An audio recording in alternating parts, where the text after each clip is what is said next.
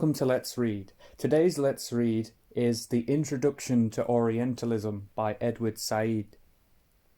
Introduction. On a visit to Beirut during the terrible civil war of 1975 to 1976, a French journalist wrote regretfully of the gutted downtown area that it had once seemed to belong to the Orient of Chateaubriand and Naval. He was right about the place, of course, especially so far as a European was concerned. The Orient was almost a European invention, and had been since antiquity a place of romance, exotic beings, haunting memories, and landscapes, remarkable experiences. Now it was disappearing. In a sense, it had happened. Its time was over. Perhaps it seemed irrelevant that Orientals themselves had something at stake in the process, that even in the time of Chateaubriand and Naval, Orientals had lived there, and that now it was they who were suffering. The main thing for the European visitor was a European representation of the Orient and its contemporary fate, both of which had a privileged communal significance for the journalist and his French readers. Americans will not feel quite the same way about the Orient, which for them is much more likely to be associated very differently with the Far East, China and Japan mainly. Unlike the Americans, the French and the British, less so the Germans, Russians, Spanish, Portuguese, Italians and Swiss, have had a long tradition of what I should be calling Orientalism, a way of coming to terms with the Orient that is based on the Orient's special place in the European Western experience. The Orient is not only adjacent to Europe, it is also the place of Europe's greatest and richest and oldest colonies, the source of its civilization and languages, its cultural contestant, and one of its deepest and most recurring images of the other. In addition, the Orient has helped to define Europe, or the West, as its contradicting image, idea, personality, experience. Yet none of this Orient is merely imaginative. The Orient is an integral part of European material civilization and culture. Orientalism expresses and represents that part culturally and even ideologically as a mode of discourse with supporting institutions, vocabulary, scholarship, imagery, doctrines, even colonial bureaucracies and colonial styles. In contrast, the American understanding of the Orient will seem considerably less dense, although our recent Japanese, Korean and Indo-Chinese adventures ought now to be creating a more sober, more realistic, Oriental awareness. Moreover, the vastly expanded American political and economic role in the Near East, the Middle East, makes great claims on our understanding of that Orient. It will be clear to the reader, and will become clearer still throughout the many pages that follow, that by Orientalism I mean several things, all of them, in my opinion, interdependent. The most readily accepted designation for Orientalism is an academic one, and indeed the label still serves in a number of academic institutions. Anyone who teaches, writes about, or researches the Orient, and this applies whether the person is an anthropologist, sociologist, historian, or philologist, either in its specific or its general aspects, is an Orientalist, and what he or she does is Orientalism. Compared with Oriental studies or area studies, it is true that the term Orientalism is less preferred by specialists today, both because it is too vague and general and because it connotes the high-handed executive attitude of 19th century and early 20th century European colonialism. Nevertheless, books are written and congresses held with the Orient as their main focus, with the Orientalist in his new or old guise as their main authority. The point is that even if it does not survive as it once did, Orientalism lives on academically through its doctrines and theses about the Orient and the Oriental. Related to this academic tradition, whose fortunes, transmigrations, specializations and transmissions are in part the subject of this study, is a more general meaning for Orientalism. Orientalism is a style of thought based upon an ontological and epistemological distinction made between the Orient and, most of the time, the Occident. Thus, a very large mass of writers, among whom are poets, novelists, philosophers, political theorists, economists, and imperial administrators, have accepted the basic distinction between East and West as the starting point for elaborate theories, epics, novels, social descriptions, and political accounts concerning Orient, its people, customs, mind, destiny, and so on.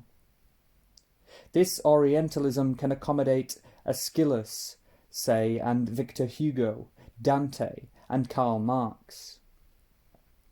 A little later in this introduction, I shall deal with the methodological problems one encounters in so broadly construed a field as this. The interchange between the academic and the more or less imaginative meanings of Orientalism is a constant one, and since the late 18th century there has been a considerable, quite disciplined, perhaps even regulated, traffic between the two. Here I come to the third meaning of Orientalism, which is something more historically and materially defined than either of the other two. Taking the late 18th century as a very roughly defined starting point, Orientalism can be discussed and analysed as the corporate institution for dealing with the Orient, dealing with it by making statements about it, authorising views of it, describing it, by teaching it, settling it, ruling over it. In short, Orientalism as a Western style for dominating, restructuring, and having authority over the Orient. I have found it useful here to employ Michel Foucault's notion of a discourse, as described by him in The Archaeology of Knowledge and in Discipline and Punish, to identify Orientalism.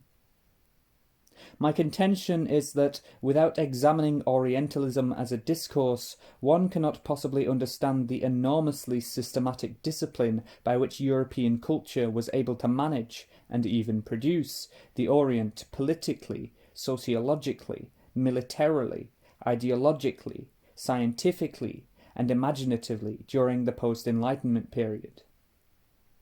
Moreover, so authoritative a position did Orientalism have that I believe no one writing, thinking, or acting on the Orient could do so without taking account of the limitations on thought and action imposed by Orientalism.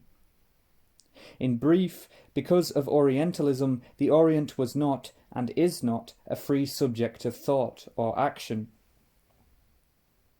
This is not to say that Orientalism unilaterally determines what can be said about the Orient, but that it is the whole network of interests inevitably brought to bear on, and therefore always involved in, any occasion when that particular entity, the Orient, is in question.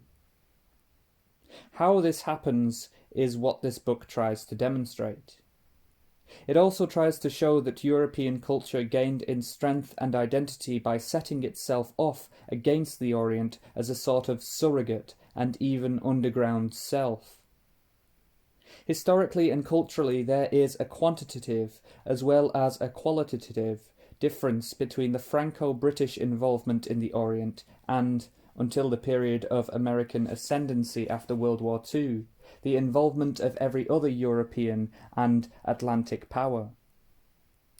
To speak of Orientalism, therefore, is to speak mainly, although not exclusively, of a British and French cultural enterprise, a project whose dimensions take in such disparate realms as the imagination itself, the whole of India and the Levant, the biblical texts and the biblical lands, the spice trade, colonial armies and a long tradition of colonial administrators, a formidable scholarly corpus, innumerable Oriental experts and hands, an Oriental professorate, a complex array of Oriental ideas, Oriental despotism, Oriental splendor, cruelty, sensuality, many Eastern sects, philosophies, and wisdoms domesticated for local European use. The list can be extended, more or less, indefinitely. My point is that Orientalism derives from a particular closeness experienced between Britain and France and the Orient, which until the early 19th century had really meant only India and the Bible lands. From the beginning of the 19th century until the end of World War II, France and Britain dominated the Orient and Orientalism.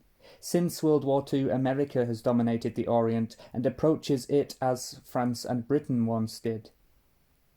Out of that closeness, whose dynamic is enormously productive, even if it always demonstrates the comparatively greater strength of the occident, British, French, or American, comes the large body of texts I call Orientalist. It should be said at once that even with the generous number of books and authors that I examine, there is a much larger number that I simply have had to leave out. My argument, however, depends neither upon an exhaustive catalogue of texts dealing with the Orient, nor upon a clearly delimited set of texts, authors, and ideas that together make up the Orientalist canon. I have depended instead upon a different methodological alternative, whose backbone in a sense is the set of historical generalizations I have so far been making in this introduction, and it is these I want now to discuss in more analytical detail. Section 2.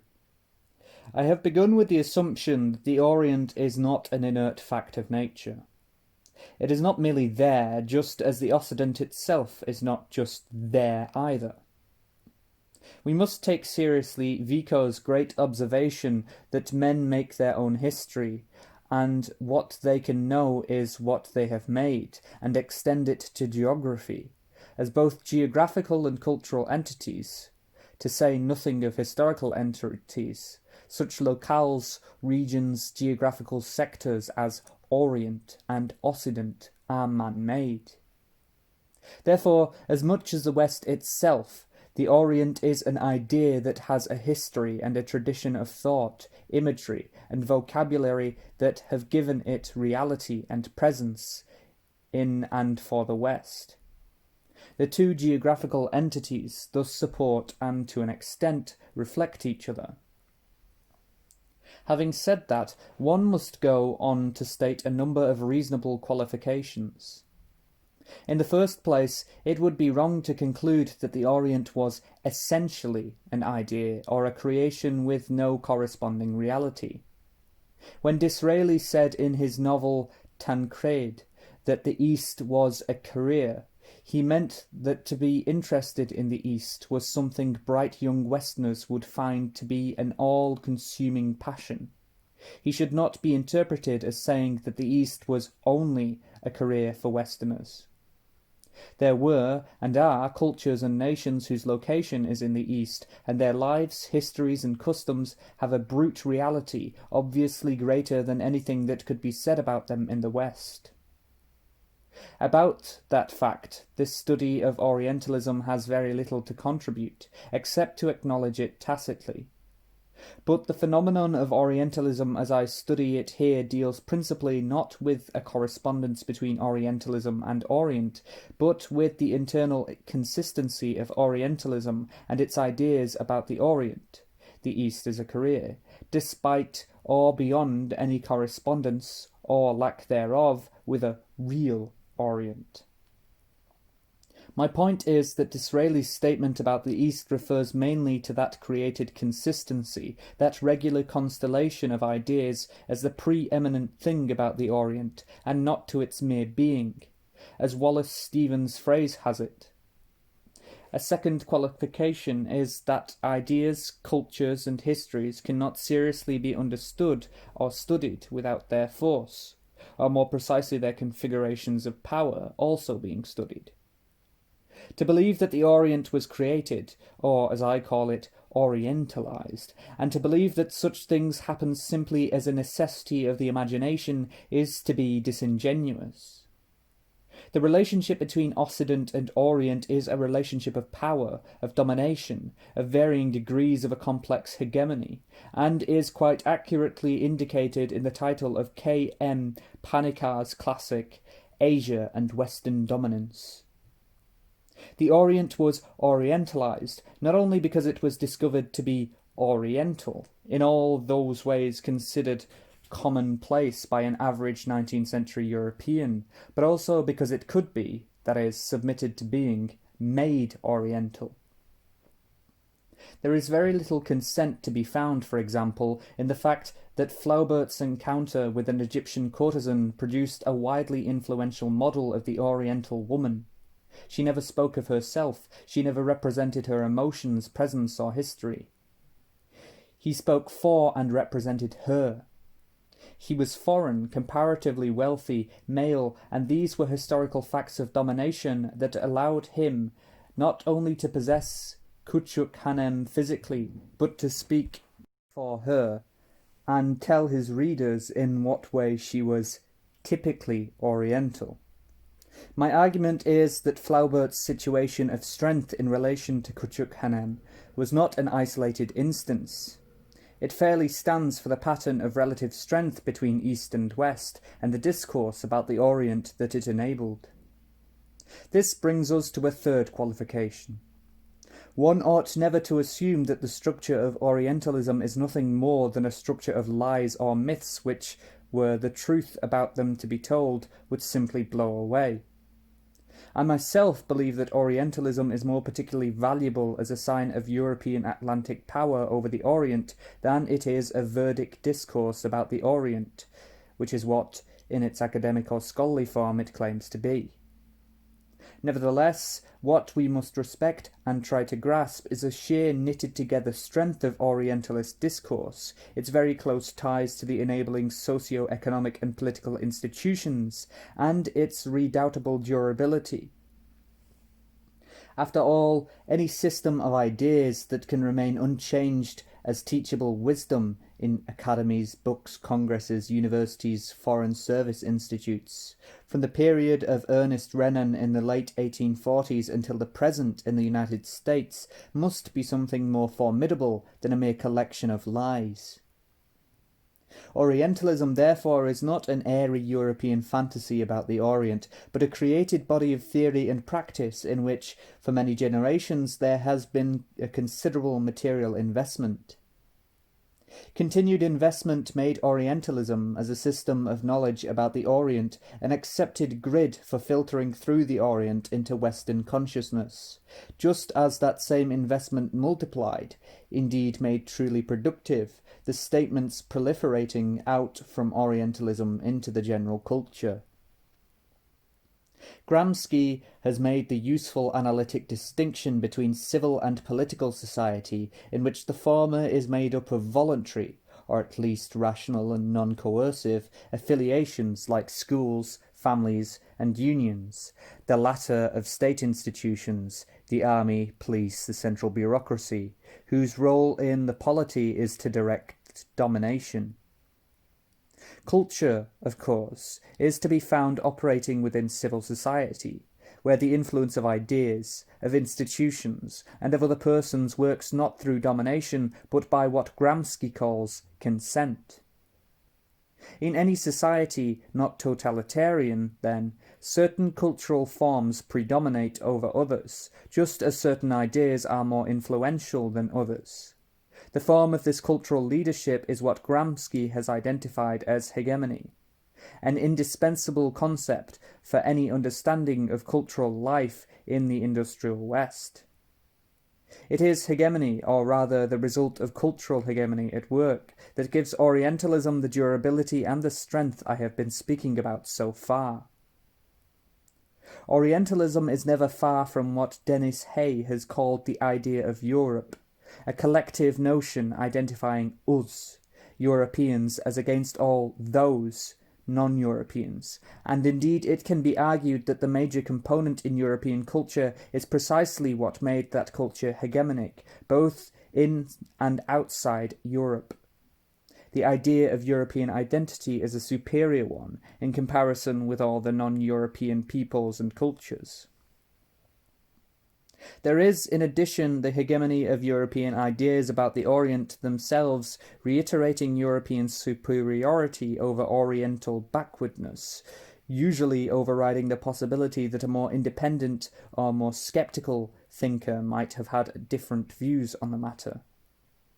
In a quite constant way, Orientalism depends for its strategy on this flexible positional superiority, which puts the Westerner in a whole series of possible relationships with the Orient without ever losing him the relative upper hand. And why should it have been otherwise, especially during the period of extraordinary European ascendancy from the late Renaissance to the present? The scientist, the scholar, the missionary, the trader, or the soldier was in or thought about the Orient because he could be there, or could think about it, with very little resistance on the Orient's part.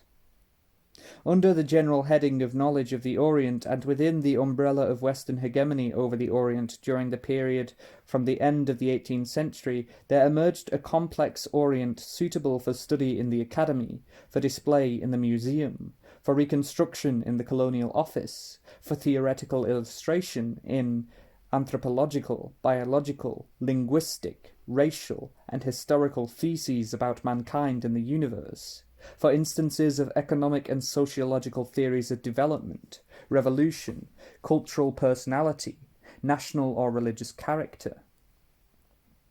Additionally, the imaginative examination of things Oriental was based more or less exclusively upon a sovereign Western consciousness, out of whose unchallenged centrality an Oriental world emerged.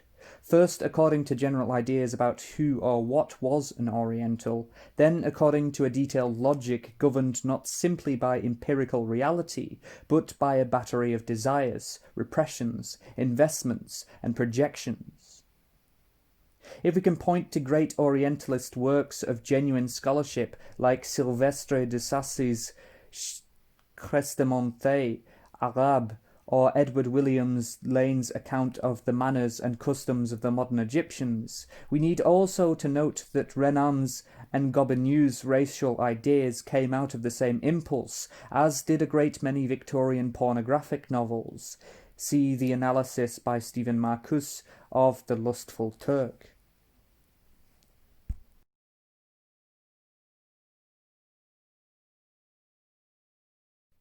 And yet one must repeatedly ask oneself whether what matters in Orientalism is the general group of ideas overriding the mass of material, about which who could deny that they were shot through with doctrines of European superiority, various kinds of racism, imperialism, and the like, dogmatic views of the Oriental as a kind of ideal and unchanging abstraction, or the much more varied work produced by almost uncountable individual writers, whom one could take up as individual instances of authors dealing with the Orient.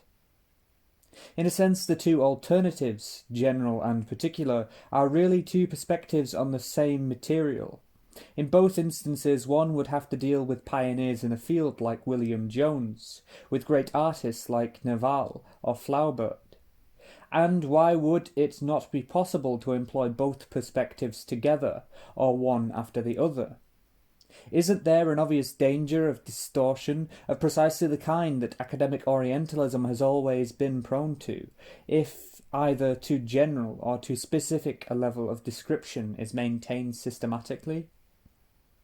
My two fears are distortion and inaccuracy, or rather the kind of inaccuracy produced by too dogmatic a generality and too positivistic a localized focus. In trying to deal with these problems, I have tried to deal with three main aspects of my own contemporary reality that seem to me to point the way out of the methodological of perspectival difficulties I have been discussing. Difficulties that might force one, in the first instance, into writing a coarse polemic on so unacceptably general a level of description, as not to be worth the effort, or in the second instance, into writing so detailed and atomistic a series of analyses as to lose all track of the general lines of force informing the field, giving it its special cogency. How then to recognize individuality and to reconcile it with intelligent and by no means passive or merely dictatorial, general and hegemonic context? 3. I mentioned 3 aspects of my contemporary reality. I must explain and briefly discuss them now, so that it can be seen how I was led to a particular course of research and writing. Number 1. The distinction between pure and political knowledge. It is very easy to argue that knowledge about Shakespeare or Wordsworth is not political, whereas knowledge about contemporary China or the Soviet Union is.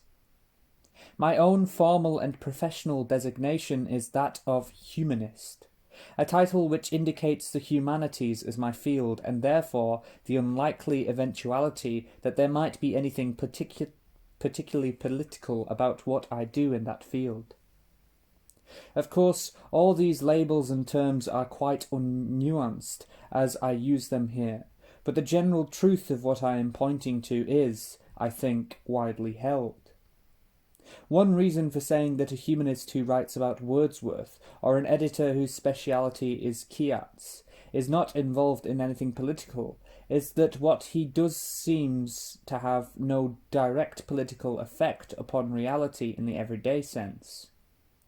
A scholar whose field is Soviet economics works in a highly charged area where there is much government interest, and what he might produce in the way of studies or proposals will be taken up by policymakers, government officials, institutional economists, intelligence experts.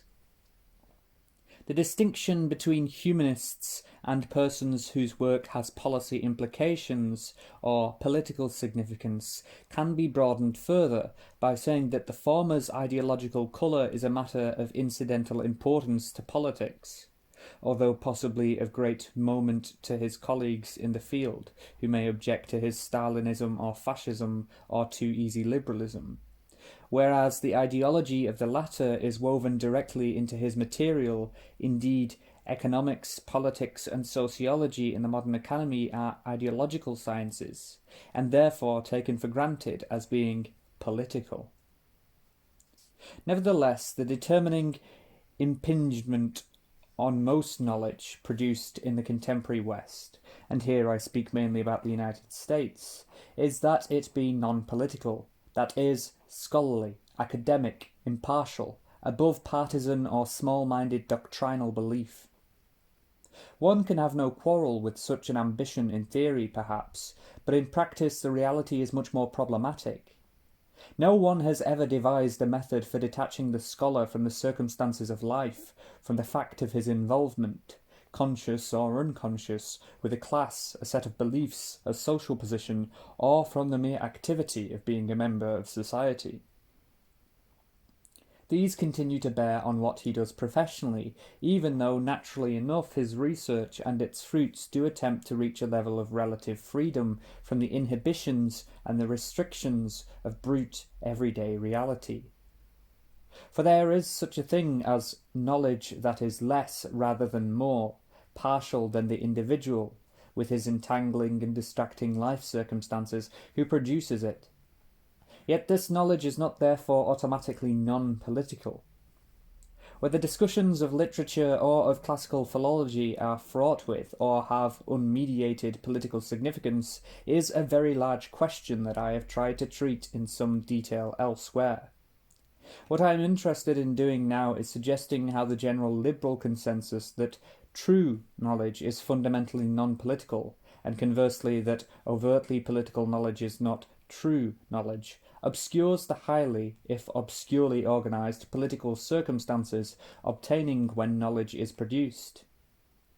No one is helped in understanding this today when the adjective political is used as a label to discredit any work for daring to violate the protocol of pretended supra-political objectivity. We may say, first, that civil society recognizes a gradation of political importance in the various fields of knowledge. To some extent, the political importance given a field comes from the possibility of its direct translation into economic terms, but to a greater extent, political importance comes from the closeness of a field to ascertainable sources of power in political society. Thus, an economic study of long-term Soviet energy potential and its effect on military capability is likely to be commissioned by the Defense Department, and thereafter to acquire a kind of political status impossible for a study of Tolstoy's early fiction financed in part by a foundation. Yet both works belong in what civil society acknowledges to be a similar field, Russian studies, even though one work may be done by a very conservative economist, the other by a radical literary historian. My point here is that Russia, as a general subject matter, has political priority over nicer distinctions, such as economics and literal history, because political society in Gramsci's sense reaches into such realms of civil society as the academy and saturates them with significance of direct concern to it. I do not want to press all this any further on general theoretical grounds. It seems to me that the value and credibility of my case can be demonstrated by being much more specific in the way, for example, Noam Chomsky has studied the instrumental connection between the Vietnam War and the notions of objective scholarship, as it was applied to cover state-sponsored military research. Now, because Britain, France, and recently the United States are imperial powers, their political societies impart to their civil societies a sense of urgency, a direct political infusion, as it were, where and whenever matters pertaining to their imperial interests abroad are concerned. I doubt that it is controversial, for example, to say that an Englishman in India or Egypt in the latter 19th century took an interest in those countries that was never far from their status and in his mind as British colonies. To say this may seem quite different from saying that all academic knowledge about India and Egypt is somehow tinged and impressed with, violated by the gross political fact, and yet that is what I am saying in this study of Orientalism. For it is true that no production of knowledge in the human sciences can ever ignore or disclaim its author's involvement as a human subject in his own circumstances. Then it must also be true that for a European or American studying the Orient, there can be no disclaiming the main circumstances of his actuality, that he comes up against the Orient as a European or American first, as an individual second. And to be a European or an American in such a situation is by no means an inert fact. It meant and means being aware, however dimly, that one belongs to a power with definite interests in the Orient, and more important, that one belongs to a part of the earth with a definite history of involvement in the Orient, almost since the time of Homer. Put in this way, these political actualities are still too undefined and general to be really interesting. Anyone would agree to them without necessarily agreeing also that they mattered very much, for instance, to Flaubert as he wrote Salombo, or to H.A.R. Gibb as he wrote Modern Trends in Islam. The trouble is that there is too great a distance between the big dominating fact, as I have described it, and the details of everyday life that govern the minute discipline of a novel or a scholarly text, as each is being written. Yet if we eliminate from the start of any notion that big facts like imperial domination can be applied mechanically and deterministically to such complex matters as culture and ideas, then we will begin to approach an interesting kind of study. My idea is that European and then American interests in the Orient was political according to some of the obvious historical accounts of it that I have given here, but that it was the culture that created that interest, that acted dynamically along with the brute political, economic and military rationales to make the Orient the varied and complicated place that it obviously was in the field I call Orientalism. For Orientalism is not a mere political subject matter or field that is reflected passively by culture, scholarship, or institutions, nor is it a large and diffuse collection of texts about the Orient, nor is it representative and expressive of some nefarious Western imperialist plot to hold down the Oriental world. It is rather a distribution of geopolitical awareness into aesthetic, scholarly, economic, sociological, historical, and philological texts. It is an elaboration not only of a basic geographical distinction, the world is made up of two unequal halves, Orient and Occident, but also of a whole series of interests which, by such means as scholarly discovery, philological reconstruction, psychological analysis, landscape and sociological description, it not only creates, but also maintains. It is, rather than expresses, a certain will or intention to understand, in some cases to control, manipulate, even to incorporate what is a manifestly different or alternative and novel world. It is, above all, a discourse that is by no means indirect, corresponding relationship with political power in the raw, but rather is produced and exists in an uneven exchange with various kinds of power, shaped to a degree by the exchange with power political, as with colonial or imperial establishment, power intellectual, as with reigning sciences like comparative linguistics or autonomy, or any of the modern policy sciences, power cultural, as with orthodoxies and canons of taste, texts and values, power moral, as with ideas about what we do and what they cannot do or understand as we do. Indeed, my real argument is that Orientalism is, and does not simply represent, a considerable dimension of modern political intellectual culture, and as such has less to do with the Orient than it does with our world. Because Orientalism is a cultural and political fact, then, it does not exist in some archival vacuum. Quite the contrary, I think it can be shown that what is thought, said, or even done about the Orient follows, perhaps occurs within, certain distinct and intellectually knowable lines. Here too a considerable degree of nuance and elaboration can be seen, working as between the broad superstructural pressures and the details of composition, the facts of textuality. Most humanistic scholars are, I think, perfectly happy with the notion that texts exist in contexts, that there is such a thing as intertextuality, that the pressures of conventions, predecessors and rhetorical styles limit what Walter Benjamin once called the overtaxing of the productive person in the name of the principle of creativity, in which the poet has believed on his own and out of his pure mind to have brought forth his work.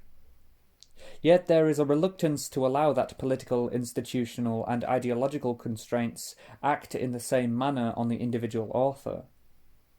A humanist will believe it to be an interesting fact to any interpreter of Balzac that he was influenced in the Comédie Humaine by the conflict between Geoffroy Saint-Hilaire and Cuvier.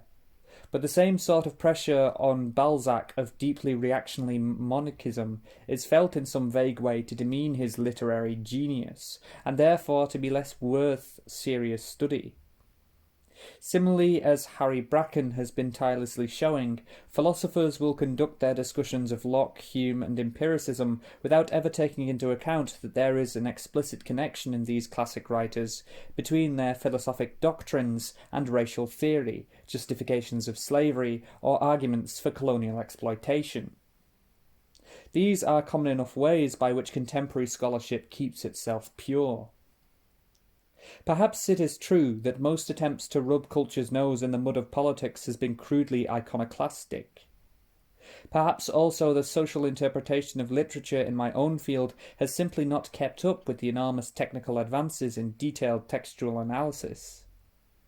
But there is no getting away from the fact that literary studies in general, and American Marxist theories in particular, have avoided the effort of seriously bridging the gap between the superstructural and the base levels in textual, historical scholarship, On another occasion, I have gone so far as to say that the literary cultural establishment as a whole has declared the serious study of imperialism and culture off limits.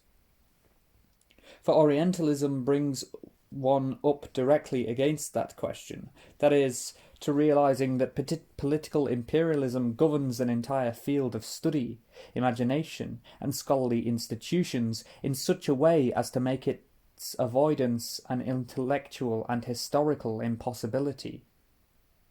Yet there will always remain the perennial escape mechanism of saying that a literary scholar and philosopher, for example, are trained in literature and philosophy respectively, not in politics or ideological analysis. In other words, the specialist argument can work quite effectively to block the larger and, in my opinion, the more intellectually serious perspective. Here it seems to me there is a simple two-part answer to be given, or at least so far as the study of imperialism and culture, or Orientalism, is concerned. In the first place, nearly every 19th century writer, and the same is true enough of writers in earlier periods, was extraordinarily well aware of the fact of empire. This is a subject not very well studied, but it will not take a modern Victorian specialist long to admit that liberal cultural heroes like John Stuart Mill, Arnold, Carlyle, Newman, Macaulay Ruskin, George Eliot, and even Dickens had definite views on race and imperialism, which are quite easily to be found at work in their writing. So even a specialist must deal with the knowledge that Mill, for example, made it clear in On Liberty and Representative Government that his views there could not be applied in India. He was an India Office functionary for a good deal of his life, after all, because the Indians were civilizationally, if not racially, inferior. The same kind of paradox is to be found in Marx, as I try to show in this book. In the second place, to believe that politics in the form of imperialism bears upon the production of literature, scholarship, social theory, and history writing is by no means equivalent to saying that culture is therefore a demeaned or denigrated thing. Quite the contrary, my whole point is to say that we can better understand the persistence and the durability of saturating hegemonic systems like culture when we realize that their internal constraints upon writers and thinkers were productive, not unilaterally inhibiting. It is this idea that Gramsci, certainly, and Foucault and Raymond Williams, in their very different ways, have been trying to illustrate. Even 1 or 2 pages by Williams on the uses of empire in the Long Revolution tells us more about the 19th century cultural richness than many volumes of hermetic textual analyses. Therefore, I study Orientalism as a dynamic exchange between individual authors and the large political concerns shaped by 3 great empires, British, French, and American, in whose intellectual and imaginative territory the writing was produced. What interests me most as a scholar is not the gross political verity, but the detail, as indeed what interests us in someone like Lane or Flaubert or Renan is not the, to him, indisputable truth that Occidentals are superior to Orientals, but the profoundly worked-over and modulated evidence of his detailed work within the very wild open spaces opened up by that truth. One need only remember that Lane's Manners and Customs of the Modern Egyptians is a classic of historical and anthropological observation because of its style, its enormously intelligent and brilliant details, not because of its simple reflection of racial superiority, to understand what I am saying here.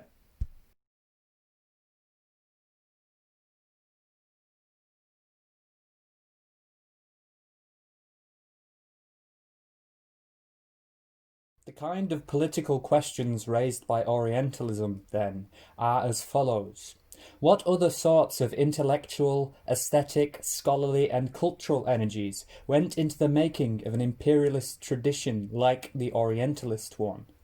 How did philology, lexicography, history, biology, political and economic theory, novel writing, and lyric poetry come to the service of Orientalism's broadly imperialist view of the world?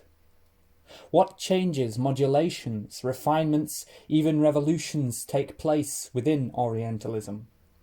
What is the meaning of originality, of continuity, of individuality in this context? How does Orientalism transmit or reproduce itself from one epoch to another? In fine, how can we treat the cultural, historical phenomenon of Orientalism as a kind of willed human work, not of mere unconditioned reticulation, in all its historical complexity, detail, and worth, without at the same time losing sight of the alliance between the cultural work, political tendencies, the state, and the specific realities of domination? Governed by such concerns, a humanistic study can responsibly address itself to politics and culture. But this is not to say that such a study establishes a hard and fast rule about the relationship between knowledge and politics.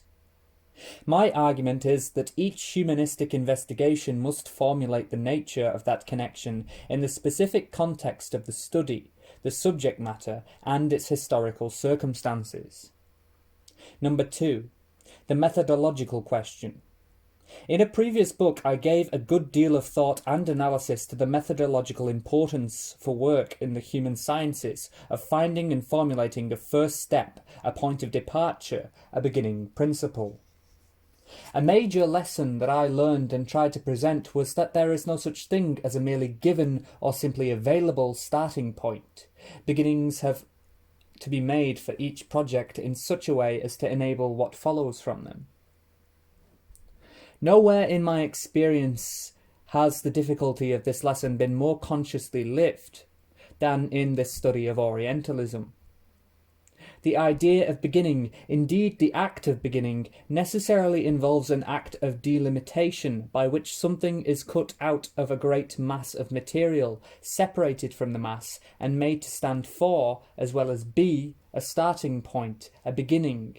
For the student of texts, one such notion of inaugural delimitation is Louis Althusser's idea of the problematic, a specific determinate unity of a text, or group of texts, which is something given rise to by analysis. Yet in the case of Orientalism, as opposed to the case of Marxist texts, which is what Althusser studies, there is not simply the problem of finding a point of departure, or problematic, but also the question of designating which texts, authors, and periods are the ones best suited for study. It seemed to me foolish to attempt an encyclopedic narrative history of Orientalism, first of all because if my guiding principle was to be the European idea of the Orient, there would be virtually no limit to the material I would have had to deal with. Second, because the narrative model itself did not suit my descriptive and political interests. Third, because in such books as Raymond Schwab's La Renaissance Orientale, Johann Fuchs' Die Arbeitsschleichen, Studien in Europa bis in den Anfang des 20. Jahrhunderts, and more recently Dorothy Malitsky's The Matter of Araby in Medieval England, there already exists encyclopedic works on certain aspects of the European-Oriental encounter, such as make the critic's job. In the general political and Oriental context I sketched above a different one. There still remained the problem of cutting down a very fat archive to a manageable dimensions, and more important, outlining something in the nature of an intellectual order within that group of texts, without at the same time following a mindlessly chronological order. My starting point, therefore, has been the British, French, and American experience of the Orient taken as a unit, what made that experience possible by way of historical and intellectual background, what the quality and character of the experience has been. For reasons I shall discuss presently, I limited that already limited, but still inordinately large, set of questions to the Anglo-French-American experience of the Arabs and Islam, which for almost 1,000 years together stood for the Orient. Immediately upon doing that, a large part of the Orient seemed to have been eliminated, India, Japan, China, and other sections of the Far East, not because these regions were not important, they obviously have been, but because one could discuss Europe's experiences of the Near Orient or of Islam apart from its experience of the Far Orient. Yet at certain moments of that general European history of interest in the East, particular parts of the Orient like Egypt, Syria and Arabia cannot be discussed without also studying Europe's involvement in the more distant parts, of which Persia and India are the most important.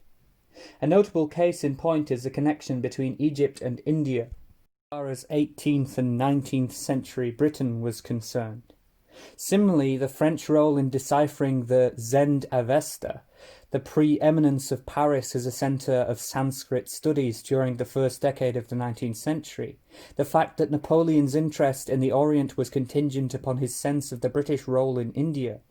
All these Far Eastern interests directly influenced French interest in the Near East, Islam, and the Arabs. Britain and France dominated the Eastern Mediterranean from about the end of the 17th century on.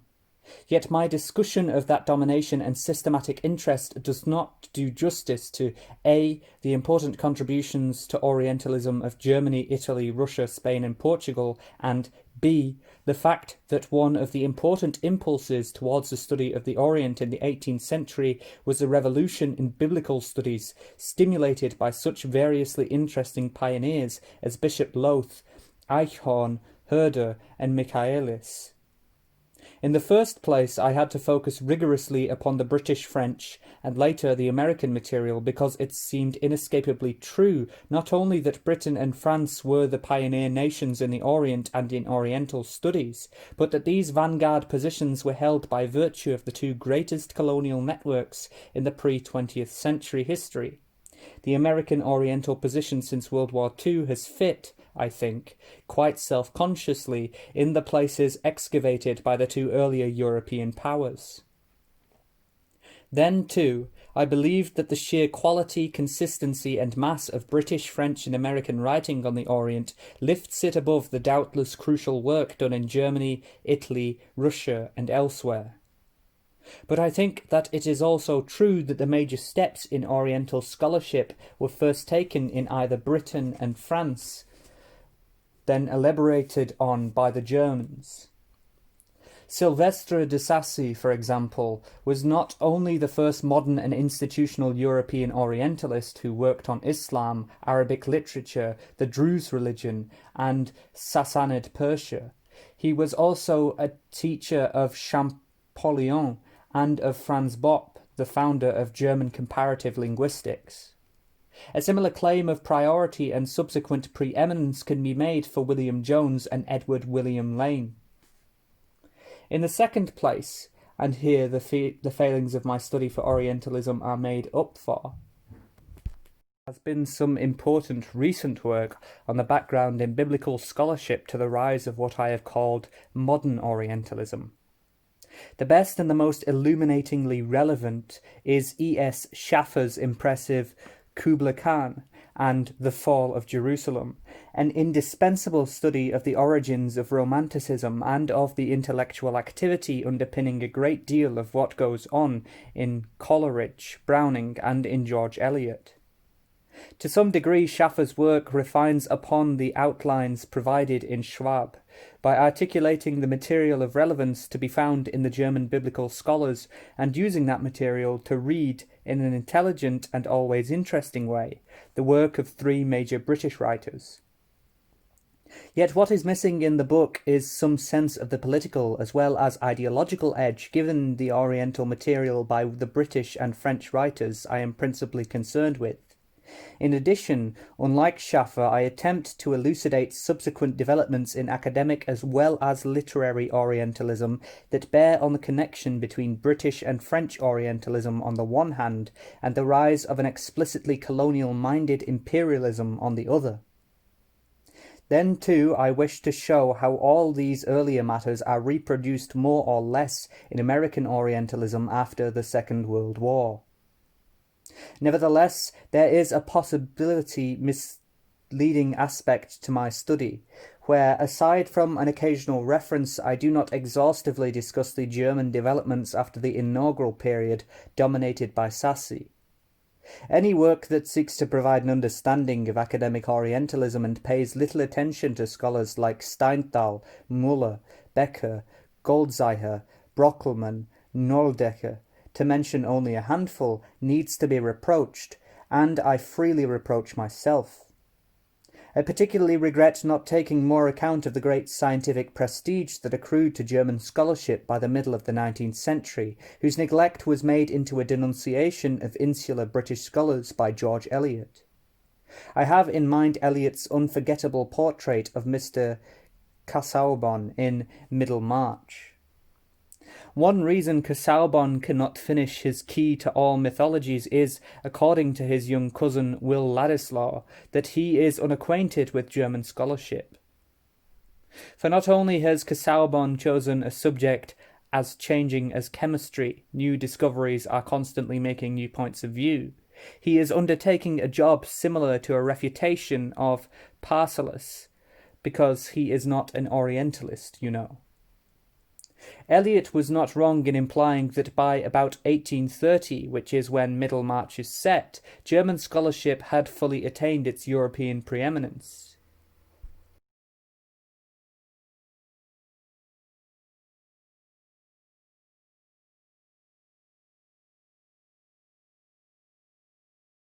American Orientalism was a kind of intellectual authority over the Orient within Western culture. This authority must in large part be the subject of any description of Orientalism, and it is so in this study. Even the name Orientalism suggests a serious, perhaps ponderous style of expertise. When I apply it to modern American social scientists, since they do not call themselves Orientalists, my use of the word is anomalous. It is to draw attention to the way Middle East experts can still draw on the vestiges of Orientalism's intellectual position in 19th century Europe. There is nothing mysterious or natural about authority. It is formed, irradiated, disseminated. It is instrumental. It is persuasive. It has status. It establishes canons of taste and value. It is virtually indistinguishable from certain ideas it dignifies as true, and from traditions, perceptions, and judgments it forms, transmits, reproduces. Above all, authority can, indeed must, be analysed. All these attributes of authority apply to Orientalism, and much of what I do in this study is to describe both the historical authority in and the personal authorities of Orientalism. My principal methodological devices for studying authority here are what can be called strategic location, which is a way of describing the author's position in a text with regard to the Oriental material he writes about, and strategic formation, which is a way of analysing the relationship between texts and the way in which groups of texts, types of texts, even textual genres, acquire mass, density, and referential power among themselves, and thereafter in the culture at large. I use the notion of strategy simply to identify the problem every writer on the Orient has faced: how to get a hold of it, how to approach it, how not to be defeated or overwhelmed by its sublimity, its scope, its awful dimensions. Everyone who writes about the Orient must locate himself vis-a-vis the Orient. Translated into his text, this location includes the kind of narrative voice he adopts, the type of structure he builds, the kinds of images, themes, motifs that circulate in his text, all of which add up to deliberate ways of addressing the reader, containing the Orient, and finally representing it or speaking in its behalf. None of this takes place in the abstract, however. Every writer on the Orient, and this is true even of Homer, assumes some Oriental precedent, some previous knowledge of the Orient to which he refers and on which he relies. Additionally, each work on the Orient affiliates itself with other works, with audiences, with institutions, with the Orient itself. The ensemble of relationships between works, audiences, and some particular aspects of the Orient therefore constitutes an analysable formation, for example, that of philological studies, of anthologies of extracts from Oriental literature, of travel books, of Oriental fantasies, whose presence in time, in discourse, in institutions, schools, libraries, foreign services, gives it strength and authority. It is clear, I hope, that my concern with authority does not entail analyses of what lies hidden in the Orientalist text, but analysis rather of the text's surface, its exteriority to what it describes. I do not think that this idea can be overemphasized. Orientalism is premised upon exteriority, that is, on the fact that the Orientalist poet or scholar makes the Orient speak, describes the Orient, renders its mysterious plain for and to the West. He is never concerned with the Orient except as the first cause of what he says.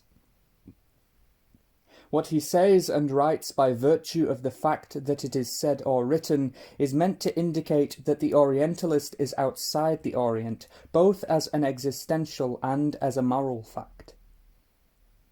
The principal product of this exteriority is, of course, representation. As early as Aeschylus's play, The Persians, the Orient is transformed from a very far distant and often threatening otherness into figures that are relatively familiar. In Aeschylus's case, grieving Asiatic women. The dramatic immediacy of representation in The Persians obscures the fact that the audience is watching a highly artificial enactment of what a non-Oriental has made into a symbol for the whole Orient.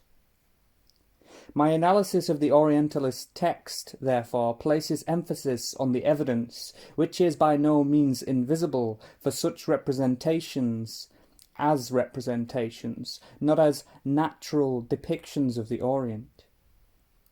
This evidence is found just as prominently in the so-called truthful text, histories, philological analyses, political treatises, as in the avowedly artistic, i.e. openly imaginative text. The things to look at are style, figures of speech, setting, narrative devices, historical and social circumstances, not the correctness of the representation, nor its fidelity to some great original. The exteriority of the representation is always governed by some version of the truism that if the Orient could represent itself, it would.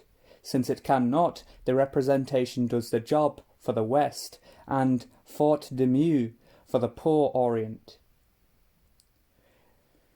Quote, "Sie können sich nicht wehren, sie müssen wehren werden," as Marx wrote in the 18th Brumaire of Louis Bonaparte. Another reason for insisting upon exteriority is that I believe it needs to be made clear about cultural discourse and exchange within a culture that what is commonly circulated by it is not truth, but representations.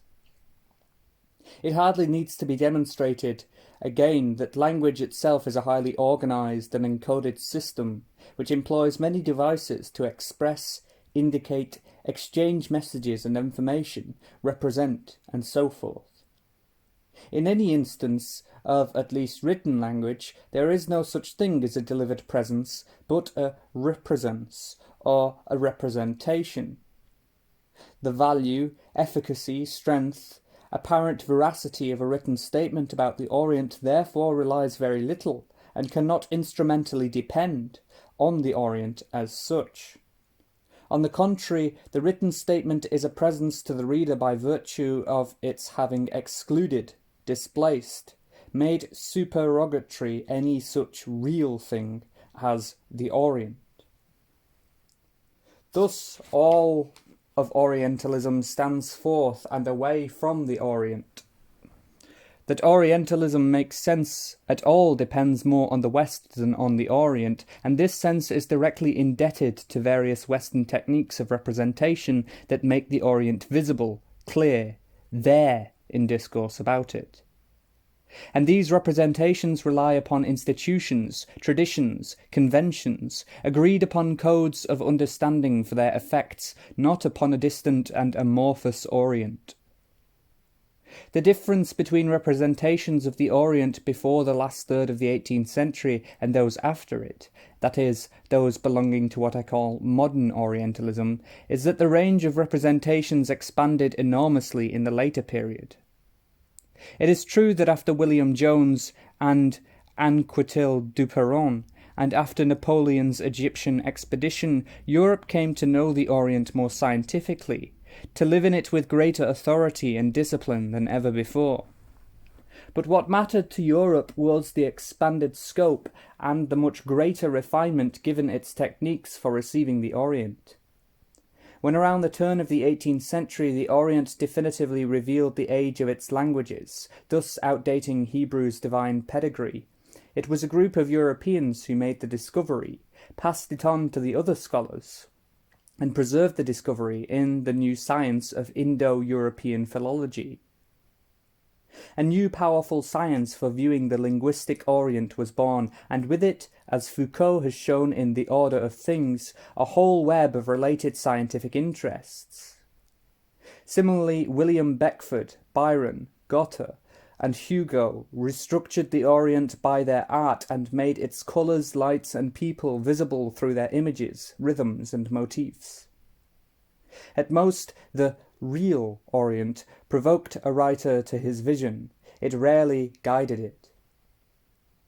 Orientalism responded more to the culture that produced it than to its putative object, which was also produced by the West. Thus, the history of Orientalism has both an internal consistency and a highly articulated set of relationships to the dominant culture surrounding it. My analyses consequently try to show the field's shape and internal organisation, its pioneers, patriarchal authorities, canonical texts, doxological texts, exemplary figures, its followers, elaborators, and new authorities. I try also to explain how Orientalism borrowed and was frequently informed by strong ideas, doctrines, and trends ruling the culture. Thus there was, and is, a linguistic Orient, a Freudian Orient, a Spenglerian Orient, a Darwinian Orient, a racist Orient, and so on. Yet never has there been such a thing as a pure or unconditional Orient. Similarly, there never has there been a non-material form of Orientalism, much less something so innocent as an idea of the Orient. In this underlying conviction and in its ensuing methodological consequences do I differ from scholars who study the history of ideas. For the emphasis and the executive form, above all the material effectiveness of statements made by Orientalist discourse are possible in ways that any hermetic history of ideas tends completely to scant. Without those emphases and that material effectiveness, Orientalism would be just another idea, whereas it is and was much more than that. Therefore, I set out to examine not only scholarly works, but also works of literature, political tracts, journalistic texts, travel books, religious and philological studies. In other words, my hybrid perspective is broadly historical and anthropological, given that I believe all texts to be wordly and circumstantial, in, of course, ways that vary from genre to genre and from historical period to historical period. Yet, unlike Michel Foucault, to whose work I am greatly indebted, I do believe in a determining imprint of individual writers upon the otherwise anonymous collective body of texts constituting a discursive formation like Orientalism. The unity of the large ensemble of texts I analyse is due in part to the fact that they frequently refer to each other. Orientalism is, after all, a system for citing works and authors. Edward William Lane's Manners and Customs of the Modern Egyptians was read and cited by such diverse figures as Navall, Flaubert, and Richard Burton. He was an authority whose use was an imperative for anyone writing or thinking about the Orient, not just about Egypt. When Naval borrows passages verbatim from modern Egyptians, it is to use Lane's authority to assist him in describing village scenes in Syria, not Egypt. Lane's authority and the opportunities provided for citing him discriminately as well as indiscriminately were there because Orientalism could give his text the kind of distributive currency that he acquired. There is no way, however, of understanding Lane's currency without also understanding the peculiar features of his text. This is equally true of Renan, Sassy, Lamartine, Schlegel, and a group of other influential writers. Foucault believes that in general the individual text or author counts for very little. Empirically, in the case of Orientalism, and perhaps nowhere else, I find this not to be so. Accordingly, my analyses employ close textual readings whose goal is to reveal the dialectic between individual text or writer and the complex collective formation to which his work is a contribution. Yet even though it includes an ample selection of writers, this book is still far from a complete history or general account of Orientalism. Of this failing I am very conscious. The fabric of a discourse as Orientalism has survived and functioned in Western society because of its richness. All I have done is to describe parts of that fabric at certain moments, and merely to suggest the existence of a larger whole, detailed, interesting, dotted with fascinating figures, texts, and events. I have consoled myself with believing that this book is one installment of several, and hope there are scholars and critics who might want to write others. There is still a general essay to be written on imperialism and culture. Other studies would go more deeply into the connections between Orientalism and pedagogy, or into Italian, Dutch, German, and Swiss Orientalism, or into the dynamic between scholarship and imaginative writing, or into the relationship between administrative ideas and intellectual discipline. Perhaps the most important task of all would be to undertake studies in contemporary alternatives to Orientalism, to ask how one can study other cultures and peoples from a libertarian or a non-repressive and non-manipulative perspective. But then one would have to rethink the whole complex problem of knowledge and power. These are all tasks left embarrassingly incomplete in this study. The last, perhaps self-flattering observation on method that I want to make here is that I have written this study with several audiences in mind. For students of literature and criticism, Orientalism offers a marvellous instance of the interrelations between society, history, and textuality. Moreover, the cultural role played by the Orient in the West connects Orientalism with ideology, politics, and the logic of power, matters of relevance, I think, to the literary community.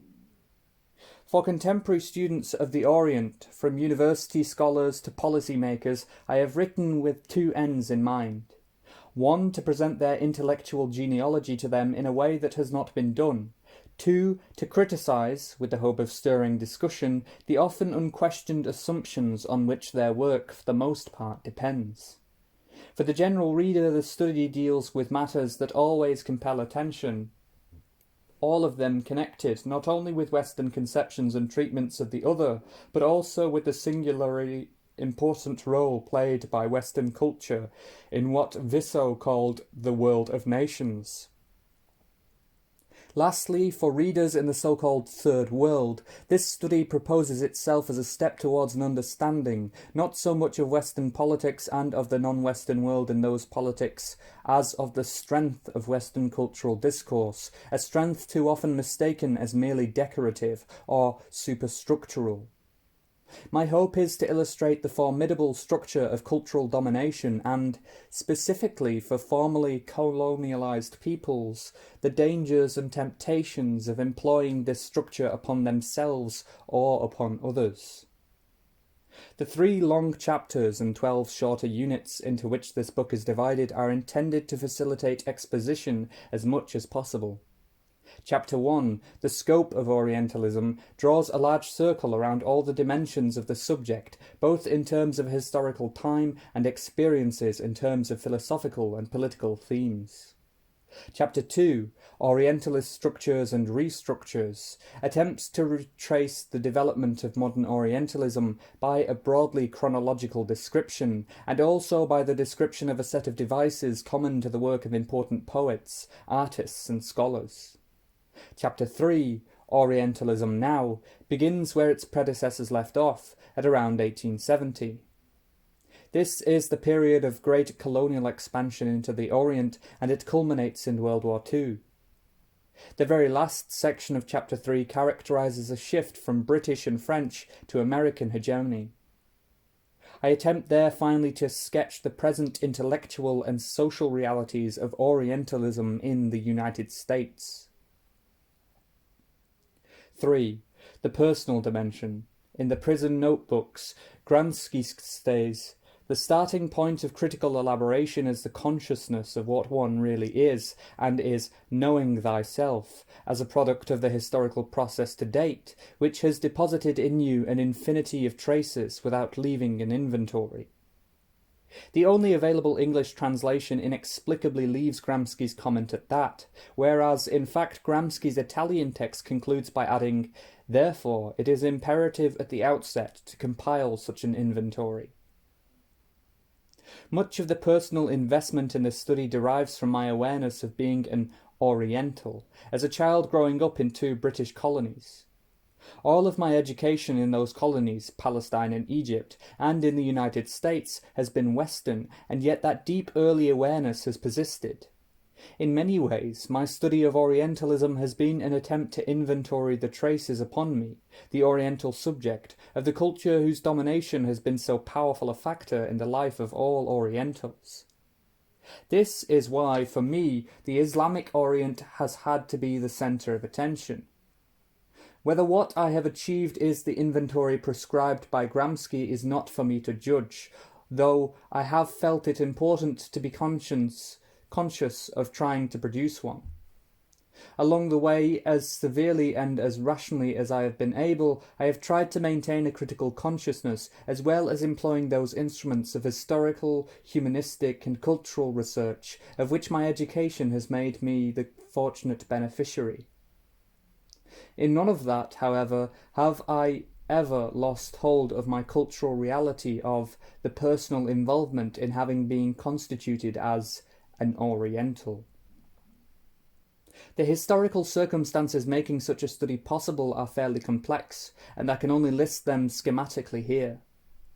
Anyone resident in the West since the 1950s, particularly in the United States, will have lived through an era of extraordinary turbulence in the relations of East and West.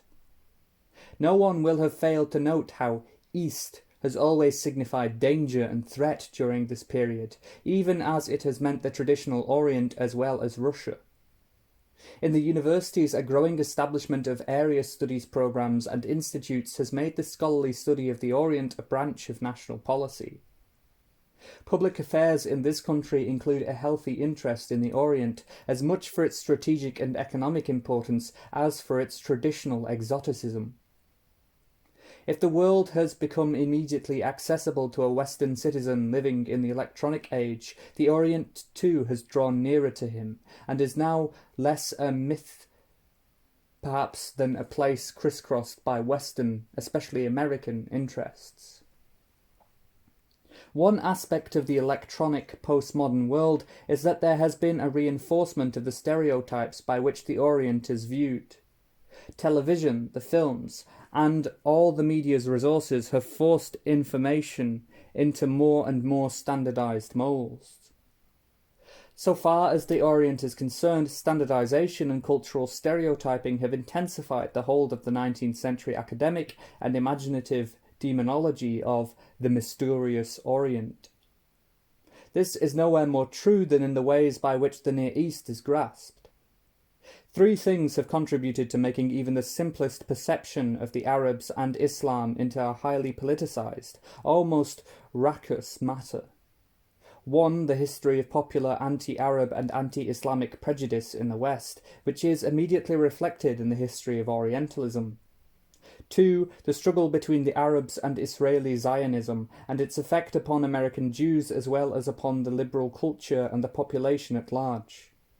3. The almost total absence of any cultural position, making it possible either to identify with or dispassionately to discuss the Arabs or Islam.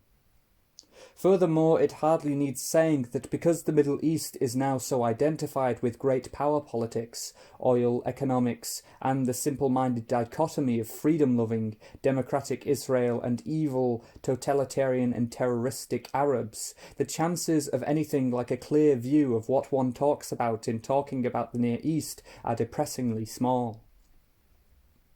My own experiences of these matters are in part what made me write this book.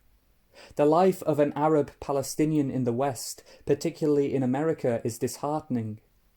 There exists here an almost unanimous consensus that politically he does not exist, and when it is allowed that he does, it is either as a nuisance or as an Oriental. The web of racism, cultural stereotypes, political imperialism, dehumanizing ideology holding in the Arab or the Muslim is very strong indeed. And it is this web which every Palestinian has come to feel as his uniquely punishing destiny. It has made matters worse for him to remark that no person academically involved with the Near East, no Orientalist, that is, has ever in the United States culturally and politically identified himself wholeheartedly with the Arabs. Certainly there have been identifications on some level, but they have never taken an acceptable form, as has liberal American identification with Zionism, and all too frequently they have been radically flawed by their associations, either with discredited political and economic interests, oil company and State Department Arabists, for example, or with religion. The nexus of knowledge and power creating the Oriental, and in a sense obliterating him as a human being, is therefore not for me an exclusively academic matter. Yet it is an intellectual matter of some very obvious importance. I've been able to put to use my humanistic and political concerns for the analysis and description of a very worldly matter, the rise, development, and consolidation of Orientalism. Too often literature and culture are presumed to be politically, even historically innocent. It has regularly seemed otherwise to me, and certainly my study of Orientalism has convinced me, and I hope will convince my literary colleagues, that society and literary culture can only be understood and studied together. In addition, and by an almost inescapable logic, I have found myself writing the history of a strange, secret sharer of Western anti-Semitism. That anti-Semitism, and as I have discussed it in its Islamic branch, Orientalism resemble each other very closely, is a historical, cultural, and political truth that needs only to be mentioned to an Arab Palestinian for its irony to be perfectly understood. But what I should like also to have contributed here is a better understanding of the way cultural domination has operated. If this stimulates a new kind of dealing with the Orient, indeed if it eliminates the Orient and Occident altogether, then we shall have advanced a little in the process of what Raymond Williams has called the unlearning of the inherent dominative mode. Thank you for listening. If you enjoyed this audio reading, be sure to leave a like, and if you want to hear more, be sure to subscribe. Thank you.